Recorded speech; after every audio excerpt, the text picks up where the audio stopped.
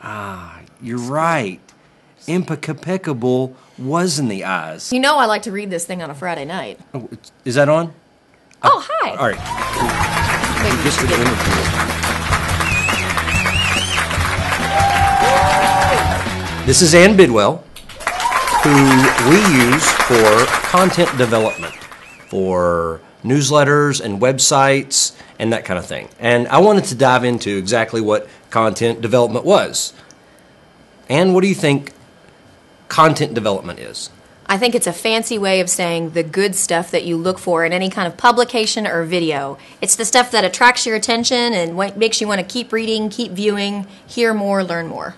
Well, I know that we had originally started using your services when someone would get a website developed. I mean, people can give us good feedback on their business and their website, but they often can't put together the words because it takes hours to do that, especially to someone who's unskilled and untrained in doing that. I think everybody has a strength, and sometimes it isn't, sitting down and writing something that's compelling but also concise. Those are two things that don't often go hand in hand naturally to people.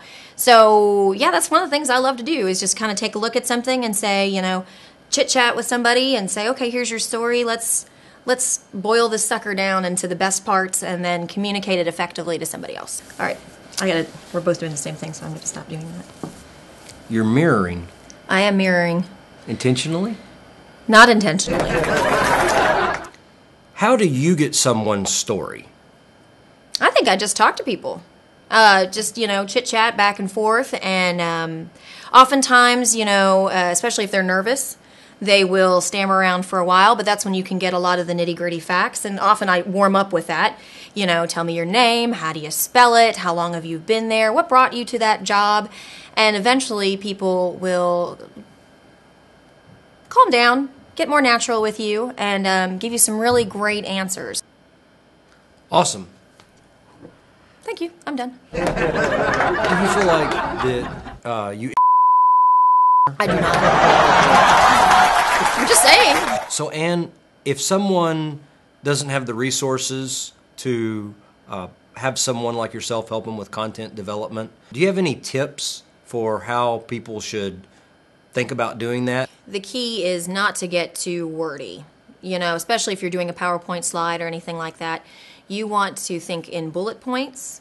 You want to think in takeaway information. Try to think in terms of an outline, the logical flow of what you're trying to say. What is my overall message, and what are the 4 points that communicate my overall message?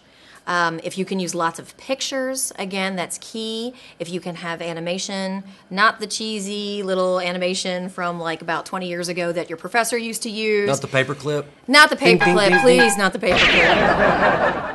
Well, does anybody in the audience have any questions? If they would just look under their seat now. You remind me so much of Oprah. I know. I probably do. And thanks so much for coming on our show and helping us out with how to develop content and helping the viewers to understand exactly how important content is. Thanks for having me. And don't forget, if you really want people to pay attention to your stuff, always use Abraham Lincoln, animals, or kids. Statistics show that's what people care about.